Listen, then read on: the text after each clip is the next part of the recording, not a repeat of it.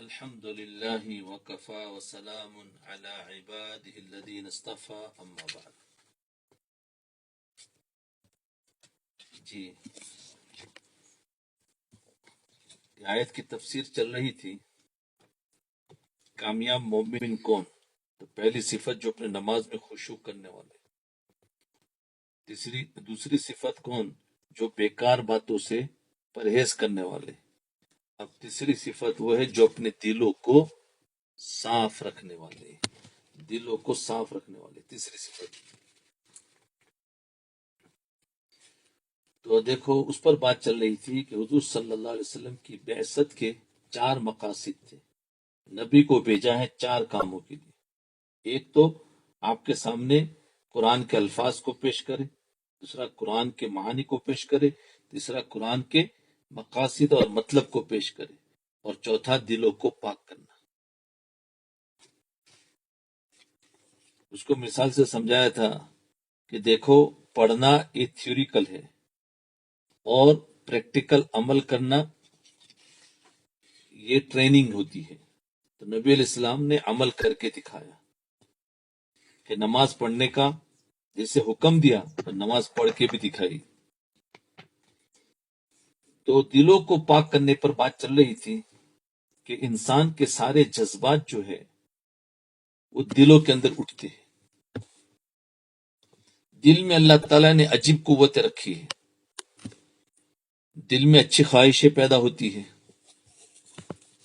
جیسے دل میں یہ خواہش پیدا ہوتی ہے، دل ہی میں جذبات جنم لیتے ہیں. دل میں غصہ ہوتا ہے، شہوت ہوتی ہے، امنگیں ہوتی ہے، صدمہ ہوتا ہے، غم ہوتا ہے، خوشی ہوتی ہے. اب اگر اچھی خواہشیں دل میں پیدا ہو رہی ہے تو انسان سے اچھے اعمال سرزد ہوں گے، اور اگر دل میں غلط خواہشیں پیدا ہو رہی ہے تو انسان کے ارادے بھی خراب ہوں گے اور اعمال بھی خراب ہوں گے. اس لیے انسان کی ساری بلائی کا دار و مدار اس بات پر ہے کہ اس کے دل میں ایسی خواہشیں پیدا ہو جو نیک ارادے کو جنم دے. دل میں ایسی خواہشیں پیدا ہو جو نیکی کی طرف لے جائے، جس کے نتیجے میں اچھے اعمال وجود میں آئے. جی، اور ایسی خواہشات دل میں پیدا نہ ہو جس سے انسان غلط راستے پر پڑ جائے، یا اگر ایسی خواہشات دل میں پیدا ہو تو مغلوب ہو جس سے انسان غلط راستے پر نہ پڑ جائے. اب دل کی اہمیت سمجھو. دل کی کیا اہمیت ہے؟ کیونکہ آج جو کچھ بھی اچھا بھی ہو رہا ہے تو دل کے اعمال ہے، اور برا بھی ہو رہا ہے تو دل کے اعمال ہے. اب دل کی اہمیت کیا ہے؟ اسی وجہ سے نبی کریم صلی اللہ علیہ وسلم نے خطبے میں ارشاد فرمایا، الا ان فی الجسد مضغۃ اذا صلحت صلح الجسد کلہ واذا فسدت فسد الجسد کلہ الا وہی القلب. خوب سن لو، دھیان سے سنو. بے شک جسم میں ایک گوشت کا لوتھڑا ہے، ٹکڑا ہے. اگر وہ صحیح ہو جائے تو سارا جسم صحیح ہو جائے. دیکھو وہ گوشت کا جو ٹکڑا ہے، اگر وہ صحیح ہو جائے تو سارا جسم صحیح ہو جائے، اور اگر وہ خراب ہو جائے تو سارا جسم خراب ہو جائے. سن لو وہ کیا ہے؟ کہا وہ لوتھڑا وہ دل ہے. یہ دل بڑی عجیب چیز ہے. یہ دل بڑی عجیب چیز اللہ تعالیٰ نے بنائی کہ انسان کی ظاہری زندگی بھی اس پر موقوف ہے. انسان کی ظاہری زندگی بھی اس پر موقوف ہے، اور باطن کی اچھائی اور برائی بھی اس پر موقوف ہے. ظاہری زندگی یعنی چلنا، دیکھنا، سوچنا، پکڑنا، کھانا، یہ سب کچھ کاروبار کرنا، یہ سب ظاہری زندگی بھی اس پر موقوف ہے. اور باطن کی یعنی اچھے اعمال، لڑائی جھگڑا، اس طریقے سے محبت، معاف کرنا، یہ سب کچھ بھی اس پر موقوف ہے. جسمانی صحت کا دل پر موقوف ہونا تو ہر انسان جانتا ہے. جسمانی صحت بھی دل کی وجہ سے صحیح ہوتی. تو ہر انسان جانتا ہے جب تک کہ دل ٹھیک ٹھیک کام کر رہا ہے اس وقت تک انسان زندہ ہے. یہ دل انسان کی پیدائش سے بھی پہلے اپنا کام شروع کر دیتا ہے. دل جو ہے وہ پیدائش سے پہلے ہی اپنا کام شروع کر دیتا ہے اور مرتے دم تک اس کا کام جاری رہتا ہے. ہارٹ کا کام وہ مرتے دم، اس کو کوئی چھٹی نہیں ہے. مرتے دم تک اس کا کام جاری رہتا ہے، اس کی کبھی چھٹی نہیں ہوتی، کبھی اس کے کام میں کوئی وقفہ بریک نہیں آتا، اس کو کبھی آرام نہیں ملتا. اس کا کام یہ ہے کہ وہ 1 منٹ میں 72 مرتبہ پورے جسم میں خون پھینکتا ہے. 1 منٹ میں 72 مرتبہ پمپ کرتا ہے، سمجھے، اور پھر واپس لیتا ہے. اسی کو اس کام سے کبھی آرام نہیں ملتا، اس کو اس کام سے کبھی آرام نہیں ملتا. اس ہارٹ کو جب دوسرے اعضاء کے کاموں میں وقفہ بھی آ جاتا ہے، دوسرے اعضاء کو آرام بھی مل جاتا ہے. مثلا اگر آدمی سو رہا ہے تو سوتے وقت آنکھوں کو آرام مل گیا، کانوں کو آرام مل گیا، جسم کے دوسرے اعضاء کو آرام مل گیا. لیکن سونے کی حالت میں بھی دل اپنا کام کر رہا ہے، دل اپنا کام کر رہا ہے. یہاں تک کہ بے ہوشی کی حالت میں بھی دل کا کام جاری رہتا ہے. اس لیے کہ جس دن اس دل نے آرام کر لیا اس دن کیا ہوگا؟ اس دن اس انسان کی موت ہے اور انسان کی زندگی ختم ہے. اس کو آرام نہیں. دل اتنا پمپنگ کرتا رہتا ہے، رات دن لگا ہوا اپنے کام میں. تو جسمانی صحت بھی دل کے چلنے پر موقوف ہے.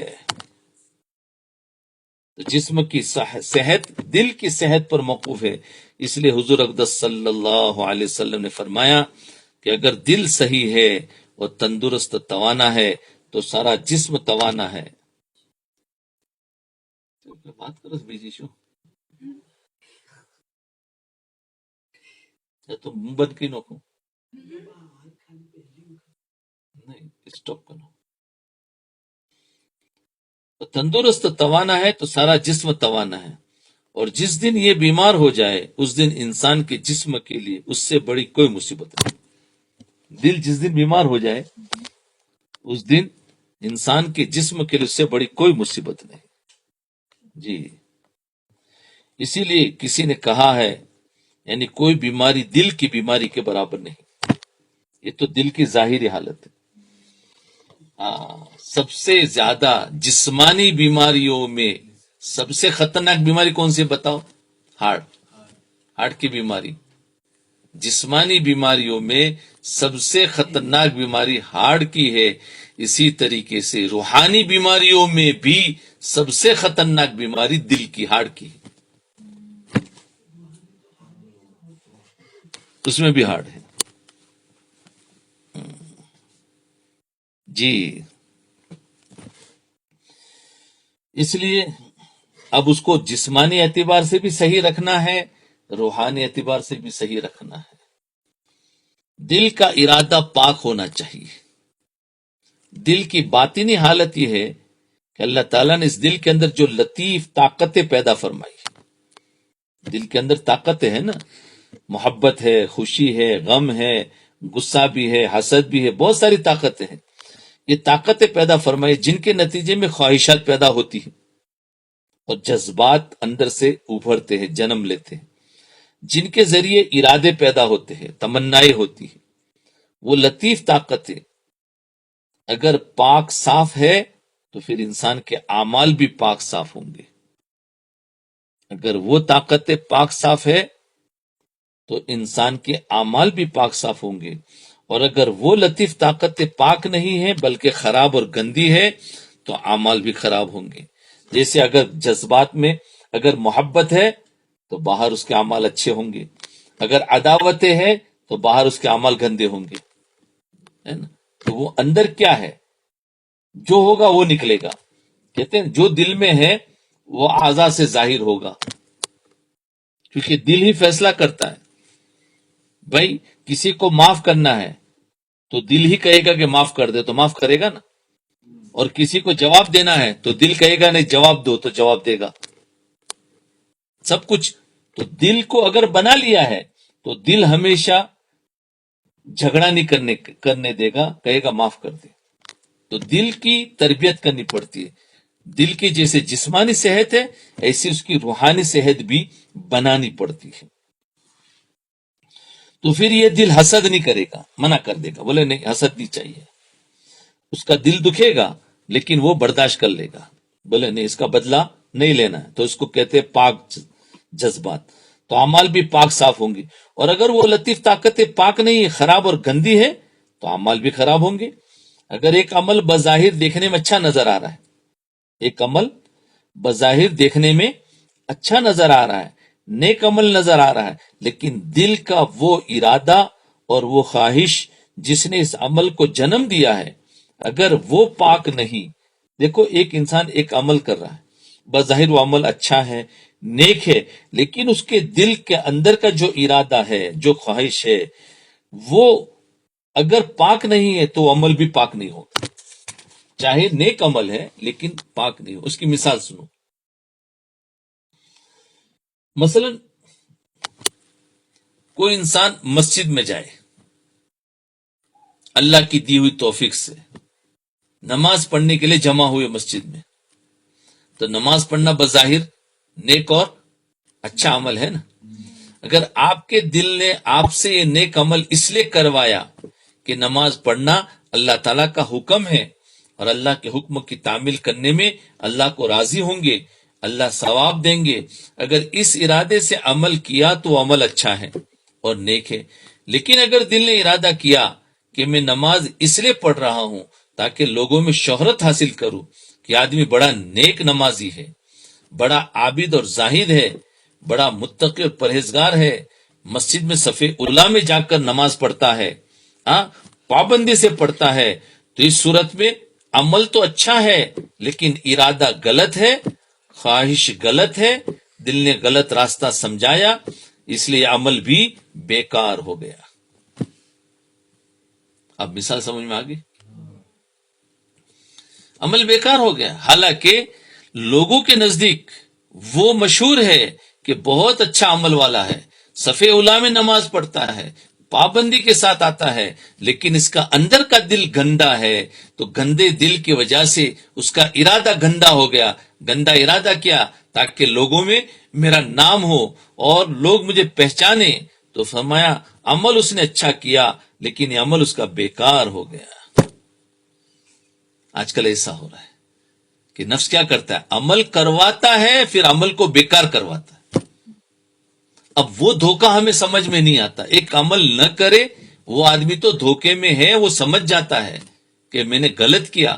لیکن ایک آدمی عمل کرتا ہے، پڑھتا ہے، پڑھاتا ہے، دین کی دعوت دیتا ہے، دین کے لیے قربانیاں دیتا ہے، اللہ کے راستے میں وقت بھی لگاتا ہے، اور محنت بھی کرتا ہے، سب کچھ کرتا ہے، لیکن کرا کے سب بیکار کرا دیتا ہے. وہ کیسے کہ وہ دل اندر سے بنا ہوا نہیں ہوتا ہے. تو سارے اعمال کر کے لوگ تو اس کو اچھا سمجھیں گے لیکن اندر سے یہ بگڑ رہا ہے کہ اس کے اعمال بیکار جا رہے ہیں. اس کا پتہ اس کو یہ بھی نہیں چلے گا، موت کے بعد پتہ چلے گا. تو یہ ہے، اس لیے فرمایا دل کا بنانا بہت ضروری ہے، کیونکہ یہ دھوکہ ہم سے بہت ہوتا ہے اور ہم کو دیتا رہتا ہے نفس. جو لوگ بظاہر تھوڑا نیکی پر آ گئے ان کو وہ کیا کرتا ہے، نیکی سے ہٹاتا نہیں ہے، نیکی کرا کر دل میں ارادہ غلط ڈال دیتا ہے. تو کیا ہوا، عمل کر کے بھی وہ ایسا ہو گیا جیسے اس نے عمل نہیں کیا. کہاں بیکار ہو گیا. اسی لیے حضور اقدس صلی اللہ علیہ وسلم فرما رہے ہیں کہ اگر یہ قلب ٹھیک ہے اور یہ صحیح قسم کے جذبات پیدا کر رہا ہے اور صحیح ارادے پیدا کر رہا ہے تو بے شک تمہارے سارے عمل درست ہیں. لیکن اگر یہ قلب ٹھیک نہیں ہے اور یہ غلط راستے بتا رہا ہے تو تمہارے اعمال بھی غلط ہے، چاہے وہ اعمال دیکھنے میں کتنے ہی اچھے ہو. اللہ کیا ہوگا، ہمارا تو سب عمل ہی بیکار گئے کیونکہ دل اندر سے گندا ہے. اور وہ تو وہ تو برائی ڈال ہی دیتا ہے. ہاں پتہ بھی نہیں چلا. کیوں؟ کہ پہلے تو عمل سے روکے گا، اور عمل سے نہ روکے تو عمل کے اندر برائی ڈال کر عمل کرا لے گا. بولے جا کر اب وہ اندر ڈال دیتا ہے، پتہ بھی نہیں چلتا. اکثر جماعت میں جو لوگ آتے ہیں میں ان سے بیٹھتا ہوں، میں نے کہا بھائی تم لوگ جماعت میں نکلے کیوں نکلے؟ کہتے ہم اپنی اصلاح کے لیے نکلے. میں نے کہا اچھا، وہ تو تمہاری زبان کہہ رہی ہے اصلاح کے لیے نکلے ہیں، لیکن تمہارا دل کچھ اور کہہ رہا ہے. تو چونک جاتے، بولے کیا بات ہے؟ میں نے کہا ابھی تمہاری دل کی باتیں اگر آپ کو آدھا گھنٹہ کچھ ترغیب دوں تو سب کی دل کی باتیں نکلے گی کہ واقعتاً ہمارے دل نے یہ کہا تھا، یہ کہا تھا، یہ کہا تھا، یہ کہا تھا. میں نے کہا دیکھو، کبھی بھی نفس جو ہے، شیطان جو ہے، وہ نیکی کا کام کرنے نہیں دیتا. لیکن آپ نیکی کے کام کے لیے نکل گئے، اس کا مطلب اس نے اپنا کام کر دیا اور کہہ دیا کہ جاؤ اب کرو، اب کوئی حرج نہیں، میرا کام ہو گیا. اب اس نے کیا کام اندر اندر کیا وہ ڈھونڈنا پڑتا ہے. وہ اپنا کام کر دیتا ہے، یہ بات یاد رکھنا. تو اس کو ڈھونڈنا، اس کے ساتھ مقابلہ کرنا، اور بار بار مقابلہ کرنا پڑتا ہے پورے سفر کے اندر. ایسا نہیں ہے کہ ایک ہی مرتبہ کام ہو گیا. کیوں؟ کہ پھر تمہاری ابھی فائٹ ہو رہی ہے، کبھی وہ مقابلہ کرے گا، تم اس کا مقابلہ کر رہے ہو. ایسا کرتے کرتے پورے وقت کو گزارنا ہوگا، جب جا کے کچھ ملے گا. اسی لیے فرماتے ہیں جب اعمال کرو تو پہلے نیت صحیح کرو، اس کے بعد درمیان میں نیت کو ٹٹولو، اور اخیر میں استغفار کرو. کیوں؟ کہ جیسا اس کا حق تھا نہیں کر سکے. یہ کیوں ہے کہ بار بار دیکھنا ہے کہ ایسا نہ ہو کہ راستے میں حملہ کر دے. شروع میں نیت اچھی ہوتی ہے، بیچ میں نیت خراب کر دیا. تو بہت کچھ ہے. یہ جب دل بنے گا نا، جب باتیں سمجھ میں آئے گی کہ واقعتاً وہ کتنا حملہ کرتا ہے. یہ غلط راستے بتا رہا ہے تو تمہارے اعمال بھی غلط ہے، چاہے وہ اعمال دیکھنے میں کتنے ہی اچھے ہوں. دل کے اعمال میں حلال بھی ہے اور حرام بھی ہے. بہرحال اس دل میں اچھی خواہشات پیدا ہو، اچھے جذبات پیدا ہو، صحیح ارادے پیدا ہو، اسی کا نام تزکیہ ہے. کیا ہوا؟ تزکیہ کیا ہے؟ سنو. جس کے دل میں اچھے جذبات پیدا ہو، صحیح ارادے پیدا ہو، اچھی خواہشات پیدا ہو، اس کا نام تزکیہ ہے. کیونکہ تزکیہ کے معنی ہے اپنے قلب کو غلط خواہشات، غلط جذبات، غلط ارادوں سے پاک کرنا. جس طرح وہ اعمال جو ہم ظاہر میں ادا کرتے ہیں، جیسے نماز ہے، روزہ ہے، زکوٰۃ ہے، حج ہے، یہ سب ظاہری اعمال ہے اور ہمارے ذمے فرض ہے. اور جس طرح کچھ اعمال ظاہری حرام ہے، یہ تو فرض ہے، حلال ہے نا. اس طرح کچھ اعمال ظاہری حرام ہے، جیسے شراب پینا حرام، جھوٹ بولنا حرام، رشوت لینا حرام، رشوت دینا حرام. بالکل اسی طرح اللہ تعالیٰ نے قلب کے اعمال میں بھی کچھ اعمال فرض اور واجب قرار دیے ہیں، اور کچھ اعمال حرام اور ناجائز قرار دیے. یہ تو ظاہری اعمال میں کچھ فرض اور واجب ہے، اور کچھ بچنا فرض ہے نا، کچھ حرام ہے کہ نہیں؟ یہ شراب پینا سب ظاہری اعمال ہے نا، جھوٹ بولنا، رشوت لینا، یہ ظاہری اعمال جو سب حرام ہے. اور نماز پڑھنا، روزہ رکھنا، زکوٰۃ اور حج، یہ سب ظاہری اعمال ہے، لیکن یہ سب فرض ہے، حلال ہے. تو اسی طریقے سے باطن کے اندر بھی کچھ اعمال فرض ہے اور کچھ اعمال حرام ہے، حرام اور ناجائز قرار دیے، یعنی اس سے بچنا بھی فرض ہے. مثال کے طور پر اخلاص کیا ہے؟ یہ دل کا حلال عمل ہے. فرض عمل، حلال عمل، فرض عمل ہے. مثلا اخلاص دل کا عمل ہے. بتاؤ اخلاص ہاتھ سے ہوگا؟ ہاتھ، پاؤں، ناک، کان، زبان کا نام ہے، زبان کا کام ہے اخلاص کہ ہاتھ سے ہو، ناک سے ہو، کان سے ہو، زبان سے ہو؟ نہیں. اس لیے کہ اخلاص دل میں جنم، کیونکہ یہ باطن کا عمل ہے، اس کا ظاہر میں کچھ نہیں ہے. اس لیے کہ اخلاص دل میں جنم لیتا ہے. اخلاص کہاں پیدا ہوتا ہے؟ دل میں. جی تو دل ہے چھوٹا سا لیکن کتنی چیزیں اندر سے نکالتا ہے. اور دیکھو تو کہیں ملے گا ہی نہیں اخلاص. اگر اس کو کوئی آپریشن کر کے دیکھے بھی تو اخلاص ملے گا. وہ لطیف چیز ہے. یہ باطن ہے. اخلاص دل میں پیدا ہوتا ہے اور باطنی عمل ہے. باطنی عمل ہے. اور یہ اخلاص حاصل کرنا، دیکھو اخلاص حاصل کرنا ایسا ہی فرض ہے جیسے نماز پڑھنا فرض ہے. بتاؤ کتنی بڑی بھاری بات بتائی کہ اخلاص ایسا ہی فرض ہے. جی کیا اخلاص تو کوئی بھی عمل میں فرض ہے. ہاں جیسے نماز پڑھنا فرض ہے. اخلاص ضروری ہے. جب اخلاص ہوگا تو عمل قبول ہے، نفل ہو کہ فرض ہو. مثلا ایک آدمی صدقہ کر رہا ہے، نفلی صدقہ ہے، لیکن اخلاص سے دے گا تو قبول ہوگا. پھر اس کے اوپر اللہ تعالیٰ کے جو وعدے ہیں، پریشانیاں کا دور کرنا اور یہ ہونا وہ سارے وعدے پورے ہوں گے.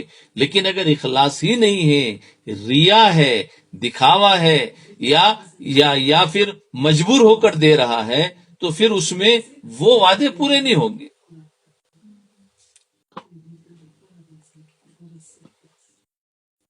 اللہ اکبر. دیکھو ہمارے اندر سے اخلاص نکلا ہوا ہے اور ہم کہتے ہیں بڑے دیندار. آج ذرا اپنے عملوں کو ذرا دیکھو. اس میں سے اگر ڈھونڈو نا، ہمیں تو پتہ ہی نہیں، ہم نے ڈھونڈنے نہیں بیٹھے، ابھی ڈھونڈنا بھی نہیں آتا ہے. تو اس میں سے پتہ چلتا ہے. ایک اللہ والے تھے، ان کا نام میں بول رہا ہوں.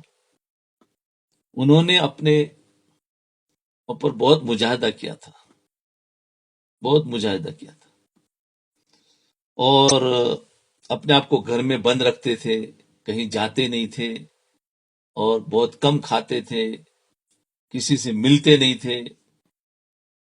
ایک دن بیٹھے تھے، ان کے دل نے کہا کہ فلاں جگہ پر اسلام مٹ رہا ہے اور وہاں جا کر ہمیں شریک ہونا چاہیے، مقابلہ کرنا چاہیے. تو یہ تیار ہو گئے. لیکن جانے سے پہلے تھوڑی دیر بیٹھ کر سوچا کہ یہ جو نفس ہے یہ تو کبھی تیار نہیں ہوتا ہے اسے مننے کے لیے. تو اور یہ کیوں تیار ہو گیا ہے آج؟ وہ دیکھنے والے تھے نا، دلوں کو ٹٹولتے تھے کہ تیار کیسے ہوا؟ یہ ایسے کاموں کے لیے تو کبھی تیار نہیں ہونا چاہیے، یہ تیار کیوں ہوا؟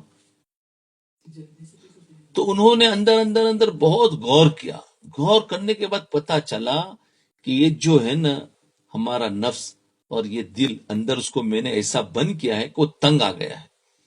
تو اب سوچتا ہے کہ چلو کم سے کم یہ باہر جائے گا تو مجھے کچھ گھومنے کو ملے گا، کچھ نہ کچھ دیکھنے کو ملے گا، کچھ لوگوں کے ساتھ ملاقاتیں ہوگی. تو اب ان کو پتا چلا کہ او ہو یہ تو ریا ہے. ارے سمجھے کتنی باریک چیز کو ڈھونڈ کے نکالا. کہا کہ نہیں میں تجھے نہیں لے جاؤں گا. تو اس لیے جا رہا ہے، اللہ کے لیے تو ہے ہی نہیں. وہ سمجھے کہ تو اللہ کے لیے تیار ہو گیا.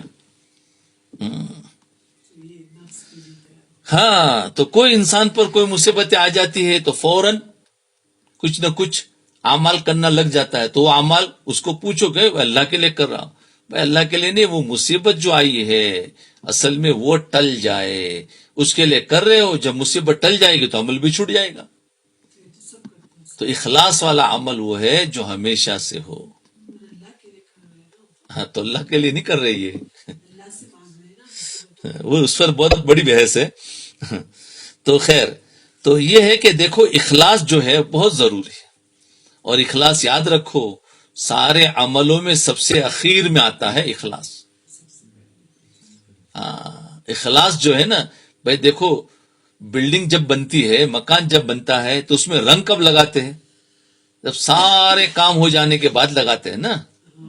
ہاں تو ایسے ہی عملوں میں اخلاص جو ہے وہ سارے اعمال زندہ ہونے کے بعد آتے ہیں. شروع میں تو انسان چلتا رہتا ہے ریاکاری سے، کرتے رہو لیکن اخلاص کی محنت بھی کرتے رہو، اخیر میں آئے گا. اور اس کا پتہ چلتا نہیں ہے کہ اخلاص ہے کہ نہیں ہے، اس کا پتہ تو موت کے بعد چلے گا جبکہ عمل کا وقت نہ ہوگا۔ بہت باریک چیز ہے اخلاص پر بہت بڑی بڑی باتیں ہیں، لیکن ابھی اتنا سمجھو کہ دل کو بنانا ضروری ہے، کیونکہ اخلاص دل کا عمل ہے، اور اگر عملوں میں اخلاص نہیں، جیسے نماز پڑھنا فرض ہے ایسے اخلاص بھی فرض ہے۔ اگر بغیر اخلاص کے جائے جتنے بھی عمل کرو، آج ہم پریشان کیوں ہیں؟ عمل نہیں ہے اس لیے نہیں، عمل تو کر رہے ہیں، پریشان کیوں ہیں؟ وجہ یہ ہے کہ ہمارے عملوں میں ایسی چیزیں گھسی ہوئی ہے، اخلاص آیا ہی نہیں ہے، جس کی وجہ سے ہمیں کامیابی مل نہیں رہی ہے۔ اور کیوں اخلاص نہیں آیا؟ کہ ہمارے دل ابھی تک نہیں بنے ہیں۔ تو عملوں کے کرنے کی وجہ سے خوش نہیں ہونا چاہیے، ان عملوں کو کس ارادے سے کر رہے ہیں وہ دیکھنا چاہیے۔ اس لیے دو محنتیں ہوگی، پہلی محنت عمل پر لانے کی ہے، اب انسان عمل پر آ گیا تو خوش نہ ہو جائے، اب دوسری محنت شروع کرے، دوسری محنت اس عمل کو اچھے ارادے سے کرنے کی۔ آج ہم نے ایک عمومی طور پر، جیسے مثال کے دعوت و تبلیغ کی محنت ہے کہ لوگوں کو لے آئے، جو بے نمازیوں کو نماز میں لائے، زکوٰۃ نہ دینے والے زکوٰۃ پر لگا دیا، قرآن تجوید سے نہ جاننے والے قرآن سکھا دیا، نماز والے نماز سیکھ لیا، سب کچھ ہو گیا۔ یہ ایک محنت تھی۔ اب اس محنت کے بعد وہ خوش ہو جاتے کہ ہم بن گئے؟ نہیں، اب اس کے بعد دوسری محنت کہ اب اندر کے ارادوں کو پاک کرو۔ بھائی تم قرآن پڑھ رہے ہو کس نیت سے؟ تم نماز پڑھ رہے ہو کس کے لیے؟ تم محنت کر رہے ہو کس کے لیے؟ دین کے لیے جا رہے ہو، قربانیاں دے رہے ہو کس کے لیے؟ اب وہ ارادوں کو پاک کرنا چاہیے۔ جب ارادوں کو پاک کریں گے تو پھر یہ عمل میں جان پڑ گئی، جب عمل میں جان پڑی تو عمل قبول، ورنہ بے جان ہے۔ کیونکہ اخلاص کی مثال روح کی طرح ہے۔ اخلاص کی مثال کیسی ہے؟ روح کی طرح۔ جیسے بدن میں اگر روح نہ ہو تو جسم بیکار ہے نا، ایسے عمل میں اگر روح نہ ہو تو وہ عمل بیکار، بلا روح بلا جسد، یا روح ہے بلا جسد، وہ عمل بیکار۔ آج ہم عملوں پر خوش ہو گئے، اسی لیے تو بتایا کہ عمل سے خوش نہ ہو جاؤ، اس عمل کی جو صفات ہے وہ صفات اگر آئے گی تو خوش ہونا چاہیے، کیونکہ صفات آئے گی جب عمل میں روح ہوگا تو صفات ظاہر ہوگی۔ سمجھے بھائی؟ عمل میں روح ہوگا تو اس سے جان پڑیں گے تو صفات آئیں گے۔ ایمانی صفات جو ہے، جیسے ایمانی صفات ہی تو چل رہی ہے نا باتیں، جیسے لغو اور بیکار باتوں سے پرہیز کرنا، کون کرے گا بتاؤ؟ جس کے عمل میں روح ہوگی وہ بچے گا، ورنہ ایک طرف عمل بھی کرے گا اور ایک طرف بیٹھ کر گپ شپ بھی لگائے گا، تو معلوم ہوا اس کے پاس عمل ہے لیکن روح نہ ہونے کی وجہ سے وہ منکرات سے بچ نہیں رہا ہے۔ اس لیے اخلاص کی مثال روح کی طرح ہے۔ وہ دل کا ارادہ پاک کرنا، کیا مطلب؟ وہ روح ہے کہ روح ڈالی جاتی ہے، اور روح کب ہوتی ہے؟ جب پہلے جسم ہو تو روح آئے گی، جب جسم ہی نہ ہو تو روح کس بات کی؟ اس لیے فرمایا پہلے تو عمل شروع کرو، پھر عمل کے بعد دوسری محنت اس عمل میں روح ڈالنے کی کرو۔ اللہ اکبر۔ تو خیر باطنی عمل ہے، اور یہ اخلاص حاصل کرنا ایسا ہی فرض ہے جیسے نماز پڑھنا فرض ہے، جیسے رمضان کے روزے رکھنا فرض ہے، بلکہ اس سے بھی زیادہ فرض ہے یہ۔ اب بتاؤ، ہم نے نماز فرض کو تو یاد رکھا، اخلاص فرض ہے وہ چھوٹ رہا ہے اور اس کو ہم نے یاد نہیں رکھا۔ کیا فرض چھوٹ رہا ہے کہ نہیں چھوٹ رہا ہے؟ کہتے نہیں ہم سے تو کوئی بھی گناہ نہیں ہوتا ہے، ارے اخلاص ہم سے چھوٹ رہا ہے اور فرض چھوٹ رہا ہے۔ جب فرض چھوٹے گا تو بتاؤ ترقی کیسے ہوگی؟ کیا کہہ رہے؟ روزہ رکھنا فرض، بلکہ اس سے بھی زیادہ فرض ہے، یوں کہہ رہے۔ کیوں؟ کہ اگر اخلاص دل میں نہیں تو پھر ظاہری اعمال بھی بیکار ہے، یعنی باطنی عمل نہیں، وہ ظاہر کا عمل بھی بیکار ہو گیا۔ جیسے نماز پڑھی ہے اور اخلاص نہیں ہے تو نماز والا عمل بھی بیکار۔ تو اس لیے فرمایا کہ وہ اس سے بھی زیادہ فرض ہے، زیادہ ضروری ہے۔ مثلا نماز اگر اخلاص کے بغیر پڑھیں گے تو یہ عمل بھی بیکار ہوگا نا۔ تو تو گیا صدقہ وغیرہ نکالے بغیر اخلاص کے تو مال بھی گیا اور عمل بھی گیا، اس کے فائدے نہیں ملیں گے اخلاص نہ ہونے کی وجہ سے، اس کو کہتے ہیں ریاکاری۔ تو بتاؤ کتنی اہم چیز ہے۔ اب اس فرض کو ادا کرنے کے لیے کسی مدرسے میں جا کے سیکھا؟ اب یہ جو اخلاص کا فرض ہے یہ کوئی مدرسے میں آپ سیکھ نہیں سکتے، کتابوں سے نہیں سیکھ سکتے۔ اس کے لیے تو ہر وقت نگرانی رکھے اپنے دلوں کی اور اپنے عملوں کی، اور نیت کرتے کرتے ہر عمل میں نیت کرو، پہلے ٹھہرو نیت کرو۔ اس لیے فرمایا اخلاص نیت ہمارے 6 صفاتوں میں ہے، تو آخر میں اس کا وہ کیسے حاصل ہوگا کہ اس کے لیے نیت کرو۔ جو بھی کام کیا کیوں کیا، آپ کا دل فوراً جواب دے گا، کہیں نہ کہیں نکلے گا کہ ہاں یہ ہے۔ زبان تو جھوٹ بول سکتی ہے، دل جھوٹ نہیں بولے گا، دل جھوٹ نہیں بولے گا۔ اور بات ہے کہ وہ دل کو چھپا دیں گے اور پھر کر لیں گے، بولے چھوڑو چلتا ہے کر کے نکال دیں گے۔ تو یاد رکھے ہمیں اخلاص کو سیکھنا ہے، اخلاص لانا ہے، اور اخلاص کے بغیر تو بتاؤ کوئی عمل ہی قبول نہیں ہے۔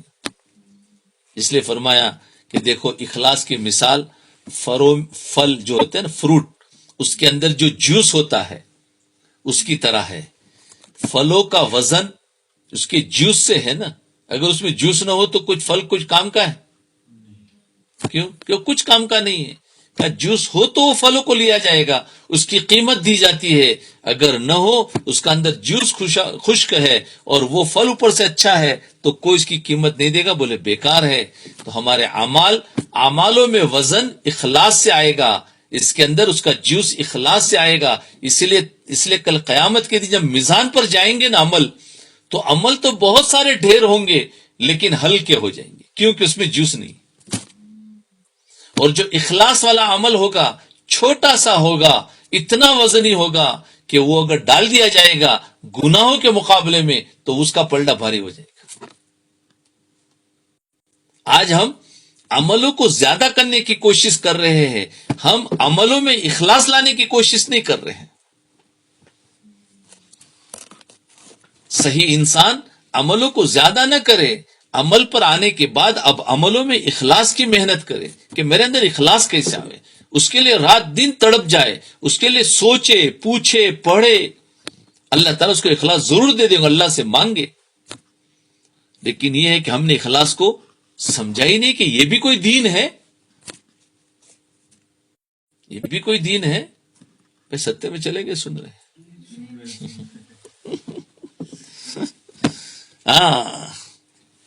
اس لیے یاد رکھے اخلاص جو ہے، اللہ اکبر، آپ کو ملیں گے ہزاروں لوگ نیکی کا کام کرتے ہوئے، لیکن اگر اس میں سے آپ ڈھونڈو کہ مخلص کون ہے تو شاید 2 یا 3 مل سکتے۔ اخلاص بڑے عزیز ہے، لوگ ابھی اخلاص کو سمجھے ہی نہیں، یہ بہت اونچی چیز ہے جی۔ خیر اب اس پر مجھے بات نہیں کرنا ہے ورنہ اس پر بہت لمبی بات ہو جائے گی۔ یہ اہمیت آ گئی کہ اخلاص لانا ضروری ہے عملوں میں۔ اس لیے عملوں کو بڑھانے کے بجائے جو فرائض پر ہم آ گئے ہیں نا، فرائض پر آنے کے بعد اب ایک فرض جو اخلاص لانا ہے، اب اس فرض کو زندہ کرو نا۔ جیسے نماز فرض ہو رہی ہے، زکوٰۃ فرض ادا ہو رہی ہے، حج ہمارا فرض ہو گیا، اور اس طریقے سے اور ہمارے پاس یہ سارے فرائض ہو گئے، تو اب ہمیں اخلاص لانے کی فرض پیدا کر محنت کریں۔ اب آگے سنو، شکر اور صبر یہ کس کے عمل ہے؟ یہ بھی تو دل کا عمل ہے۔ اخلاص دل کا عمل اور شکر اور صبر دل کا عمل۔ اسی طرح نعمتوں پر اللہ تعالیٰ کا شکر ادا کرنا یہ دل کا عمل ہے۔ نعمتوں پر اللہ تعالیٰ کا شکر ادا کرنا یہ دل کا عمل ہے۔ آدمی دل سے تصور کرے کہ میں اس نعمت کے لائق نہیں تھا، میں اس نعمت کے لائق نہیں تھا، لیکن اللہ تعالیٰ نے محض اپنے فضل و کرم سے مجھے اس نعمت سے نوازا ہے، اس کو شکر کہتے ہیں۔ میں اس لائق نہیں تھا۔ ایک تو اپنے آپ کو اس لائق سمجھے اور پھر ملا اور پھر شکر ادا کرے، تو یہ شکر نہیں ہوا۔ شکر تو یہ ہے کہ اپنے آپ کو لائق تھا ہی نہیں، لیکن اللہ نے مجھے دیا ہے تو اس پر دل سے الحمدللہ نکلے گا، شکر کہتے ہیں۔ یہ دل کا عمل ہے اور فرض ہے۔ کیا بولا؟ دیکھو یہ بھی فرض ہے، کتنی نعمتوں کا ہم شکر ادا کرتے، یہ فرض ہم سے نہیں چھوٹ رہا ہے۔ تو اب کہہ رہے کہ ہمارے پاس سب فرض ادا ہو رہے، دیکھو کتنے فرض چھوٹ رہے وہ گنو۔ اخلاص فرض ہے وہ چھوٹ رہا ہے، اور شکر فرض ہے وہ چھوٹ رہا ہے۔ اسی طرح صبر ہے۔ صبر کا مطلب کہ جب کوئی ناگوار واقعہ پیش آ جائے یا تکلیف پہنچ جائے تو اس تکلیف پر انسان دل میں یہ سوچے کہ اگرچہ مجھے تکلیف ہو رہی ہے، کوئی تکلیف پہنچے تو دل میں سوچے کہ مجھے تکلیف ہو رہی ہے، لیکن میں اللہ تعالیٰ کے فیصلے پر راضی ہوں، اور اللہ تعالیٰ نے جو کچھ کیا ہے وہ اس کی حکمت کے مطابق کیا ہے، تو اس کا نام صبر ہے، اور یہ دل کا کام ہے، اور اس کو حاصل کرنا فرض ہے۔ فرض ہے جی۔ اب فرائض ہم سے چھوٹ رہے ہیں اور ہم نوافل پر جا رہے ہیں، کہاں سے ترقی ہوگی؟ اور یہ فرائض کو لانے کے لیے پہلے دل پر محنت کرنی ہے۔ سارے نبیوں نے آ کر دل پر محنت کی ہے، دلوں کے یقین کو صحیح کرنا ہے۔ جب دل کا یقین صحیح ہو جائے گا تو شکر بھی ہوگا، صبر بھی ہوگا، اخلاص بھی ہوگا۔ یقین کی گڑبڑ کی وجہ سے ناشکری ہوتی ہے، بے صبری ہوتی ہے، ریاکاری ہوتی ہے۔ یہ یقین کی گڑبڑ سے ہوتا ہے، یاد رکھنا۔ اس لیے دعوت و تبلیغ میں ایک ہی لفظ، بھائی ہمارے یقین کو صحیح کرو، یقین کو صحیح کرو۔ وہ یقین ایک ایسی چیز ہے، اگر وہ صحیح ہوگی ساری صفات آ جائے گی، اس کے اندر سارے رذائل، ساری برائی چیزیں نکل جائے گی۔ یقین صحیح ہو جاؤ۔ اس لیے اتنی جامع محنت تھی کہ اس میں بتایا بھائی اپنے یقین کو بنانے کے لیے ہمارا یقین بگڑ چکا ہے، اس یقین کو صحیح کرنا ہے۔ یقین کو صحیح کرنے کے لیے قربانی دینا پڑے گا، زبان سے اللہ کی بڑائی کو بولنا ہے۔ یقین اگر بن گیا تو اخلاص آسانی سے آ جائے گا، شکر اور صبر آسانی سے آ جائے گا، اور یقین بگڑا ہوا ہوگا تو یہ چیزیں لانا بڑا مشکل کام ہے۔ اللہ ہم سب کو، دیکھو یہ فرائض چھوٹ رہے ہیں، اس لیے ہمارے ظاہری فرائض جو ہے اس پر بھی آنا ہے، اور باطینی جو فرائض ہے اس پر بھی آنا ہے۔ آج تک ہم نے محنت کی ظاہری فرائض کو سیکھ رہے ہیں، بتاؤ اس کے لیے مدرسے بھی ہے، اور اس کے لیے علماء بھی ہے، اور لوگوں کو ان کے سیکھنے کا شوق بھی ہے، سیکھے، انکار نہیں ہے، لیکن کیا یہ فرائض ہے؟ کیا اس کو سیکھنا ضروری نہیں ہے؟ تو اس کے بھی مدرسے ہیں، اس کے بھی علماء کرام ہیں، ان سے یہ بھی سیکھو۔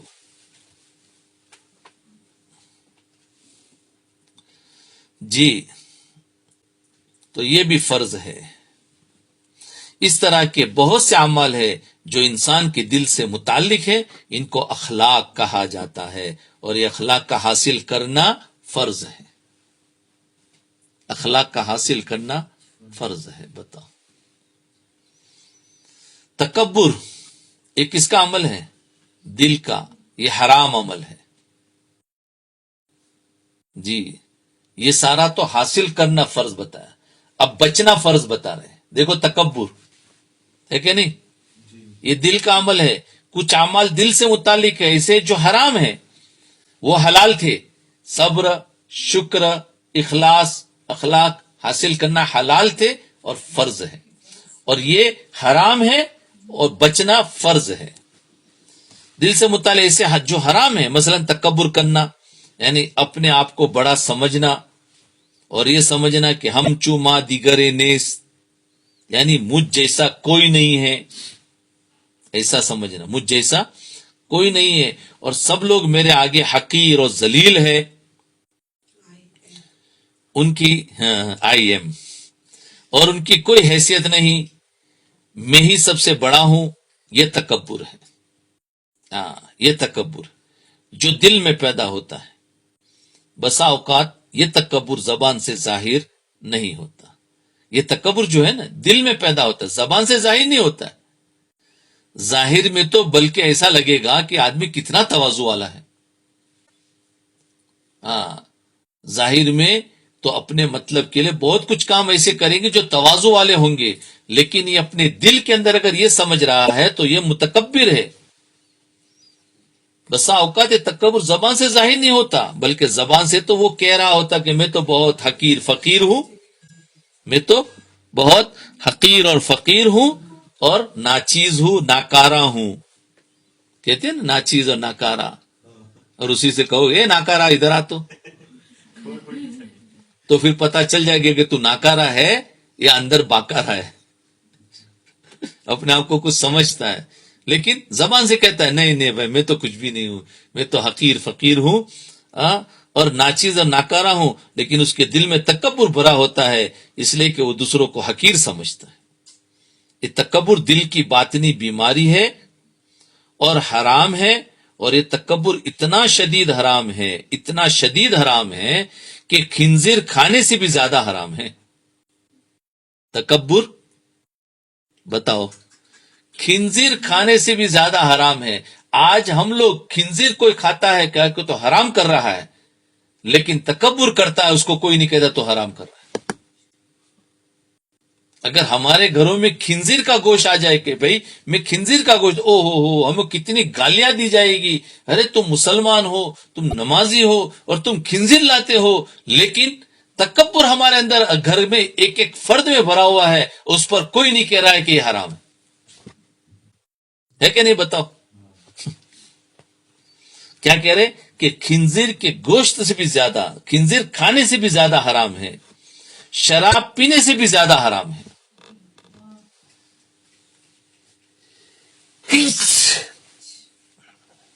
بتاؤ، شراب پینے سے بھی زیادہ حرام ہے۔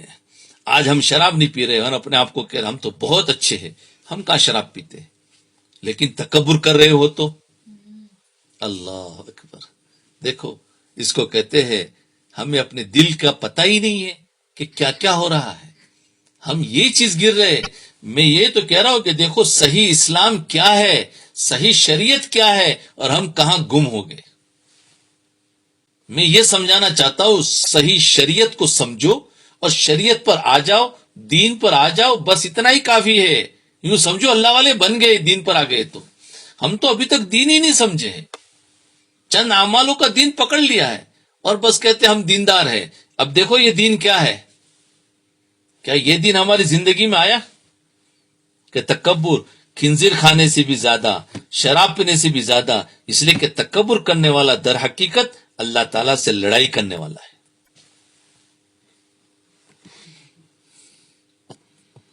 تکبر کرنے والا حقیقت میں کیا کر رہا ہے؟ اللہ تعالیٰ سے لڑائی کرنے والا ہے، کیونکہ کبریائی اور بڑائی صرف اللہ تعالیٰ کے لیے ہے۔ اب جو شخص یہ کہتا ہے میں بڑا ہوں، وہ در حقیقت اللہ تعالیٰ کا مقابلہ کر رہا ہے۔ بہرحال تکبر بہت بڑی بلا اور حرام ہے۔ اب اسے بچنا بتاؤ کتنا ضروری ہے کہ نہیں؟ ہاں، تو دل کے حلال اعمال بھی آگے، حرام اعمال بھی آگے، حرام سے بچنا ضروری اور حلال کو کرنا ضروری، یہ ہو گیا۔ اور اب تزکیہ، اسی کا نام تزکیہ ہے، اسی کا نام صوفیزم ہے۔ یاد رکھو جو صوفیزم کے نام سے چڑھتے ہیں، یاد رکھے وہ تو بدنام کیا گیا ہے، اس کی حقیقت کو چھپا دیا گیا ہے۔ اس کی حقیقت سمجھا رہا ہوں کہ اسی کا نام تزکیہ ہے، اور تزکیہ کا لفظ قرآن نے کہا ہے قد افلح من زکاہا، اور یہاں پر فرمایا وہ آیت میں کہ تزکیہ کے بارے میں وَيُزَكِّيهِمْ فِي صَلَاتِهِمْ خَاشِعُونَ وَالَّذِينَ هُمْ عَنِ اللَّغْوِ مُعْرِضُونَ وَالَّذِينَ الزَّكَاةِ هُمْ فَاعِلُونَ۔ تو یہ ہے تزکیہ، تزکیہ اسی کا نام ہے۔ اسی طرح حسد دل کی بیماری ہے۔ قد افلح من تزکا وقد خواب من دساہا، جی من تزکا، تو فرمایا وہی کامیاب، اسی کا نام تزکیہ ہے۔ اسی طرح حسد دل کی بیماری ہے، وہاں تکبر بتایا دل کی بیماری، حسد کیا ہے؟ دل کی بیماری، یعنی کسی دوسرے انسان کو کوئی نعمت مل گئی، حسد کس کو کہتے ہیں وہ بتا رہے، کسی دوسرے انسان کو کوئی نعمت مل گئی، اب اس نعمت کو دیکھ کر دل میں جلن پیدا ہو رہی ہے کہ یہ نعمت اس کو کیوں مل گئی، یہ نعمت اس سے چھین جائے، یہ خواہش دل میں پیدا ہو رہی ہے، یہ حرام ہے، گناہ کبیرہ ہے۔ یہ خواہش دل میں پیدا ہو رہی ہے کہ اس کی وہ نعمت کیسے چلی جائے۔ ارے ہوتا ہے کہ نہیں ہوتا؟ یہ بیماری ہمارے اندر ہے کہ نہیں؟ یہ بولو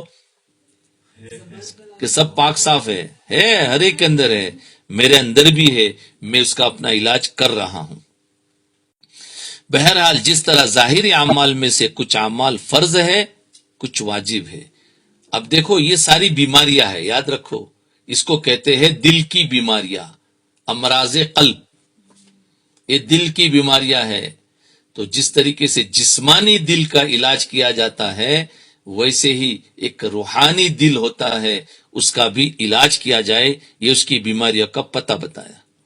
کچھ اعمال فرض ہے، بہرحال جس طرح ظاہری اعمال میں سے کچھ اعمال فرض ہے، کچھ واجب ہے، کچھ حرام ہے کہ نہیں ظاہری اعمال، اسی طرح انسان کے ساتھ لگے ہوئے جو جذبات اور خواہشات اور ارادے ہیں، ان میں سے کچھ فرض ہے، کچھ واجب ہے اور کچھ حرام ہے، باطن میں بھی۔ ان میں سے جو فرض اور واجب ہے انسان ان کو برقرار رکھے، اور جو گناہ اور حرام ہے ان سے اپنے دل کو بچا لے، اس کا نام تزکیہ ہے۔ جو فرض واجب ہے اس کو ادا کرنا شروع کر دے، اس کو لے آوے اپنی زندگی میں، اور جو حرام ہے ان گناہ ہے اس سے بچنا شروع کر دے، اس کا نام تزکیہ ہے، اور اسی کا نام قلب کو پاک کرنا ہے۔